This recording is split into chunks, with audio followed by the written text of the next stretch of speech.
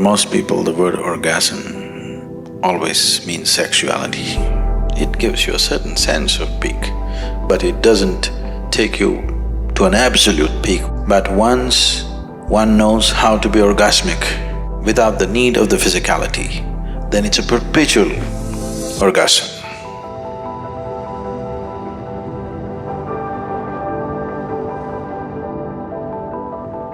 Generally, for most people, or at least in language, if not in experience, for most people the word orgasm always means sexuality, but that's not the fact. Essentially, an orgasm means an internalized ecstatic state. It is being used generally in language with relation to sexuality because, unfortunately, for most people, they have known no other experience bigger than the physical intensity of sexuality, probably. Most people have not even known anything more than that. So they have started using the word orgasm for sexuality.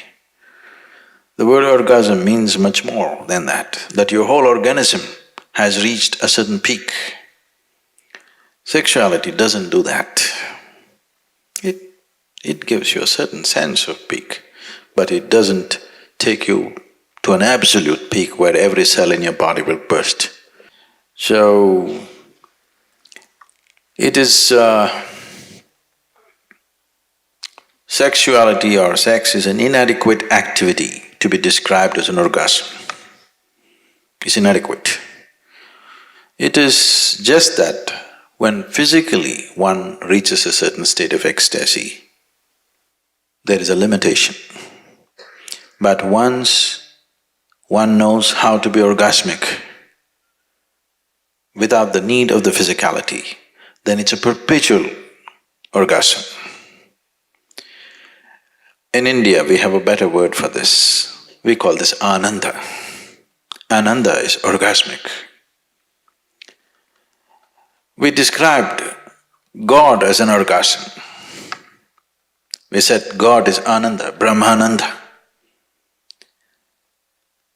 So when we say Brahmananda, what we are saying is, what you refer to as God is an ultimate orgasm. If you are sincere enough to look at life without the conditionings of the wasted religious processes, essentially the only thing that a human being is looking for is ultimate state of pleasantness.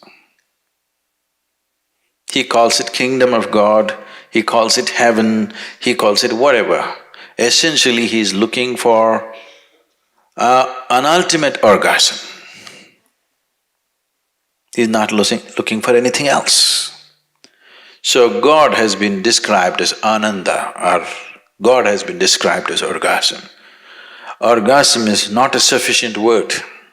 Ananda is saying that thing in a much bigger way than the word orgasm says it.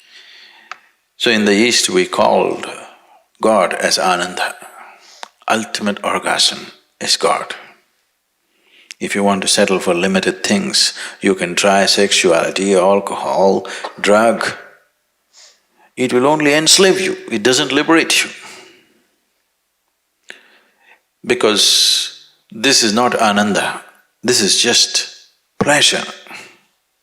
Pleasure is always entangling. People seek pleasure essentially because joy is missing, because bliss is missing. If you are blissful, you would definitely not seek pleasure, isn't it so? If you're right now really blissful, would you seek pleasure? Pleasure is just a shadow of blissfulness. It is never the real thing. It just gives you a shadow. But when you have not known the real thing, even a shadow will do. I'm not against it, but if you do not realize the limitation of pleasure, you will get entangled in it. The more and more you seek pleasure, the more and more you get entangled to the objects of pleasure. But the more and more blissful you become, the more and more you become free from everything. When you're truly blissful, nothing is needed. No food is needed, no sleep is needed, even life is not needed. Actually, when you're truly blissful, you're willing to die. Please see this. Only that one who is constantly willing to die every moment of his life, only that one will know life. Because if you do not know how to fall into the abyss of life, you will never know the peak of life. Life is one inside the other, that's the problem. But people think one is against the other because they're using their logical mind to decipher life. Life and death are one inside the other. Are they one after another?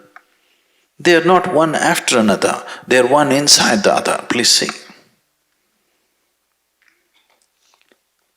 And only if you willing to fall into that abyss of death, you will know the peak of life. Generally, in English language, if you're in a hopeless condition, we say, it is said in English, you're falling into a bottomless pit. Please understand this. Look at the superficial nature of people's understanding. If a pit is bottomless, there's really no danger, isn't it?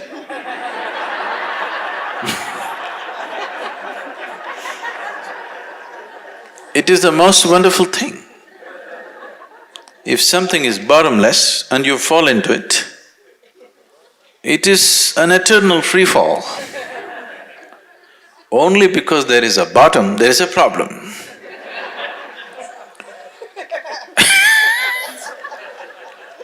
Once it happened, Shankaran Pillai fell off the second floor. And he was hurt. People gathered around him and asked, "Did the fall hurt you?" He said, "You idiots, it's not the fall, it's the stopping."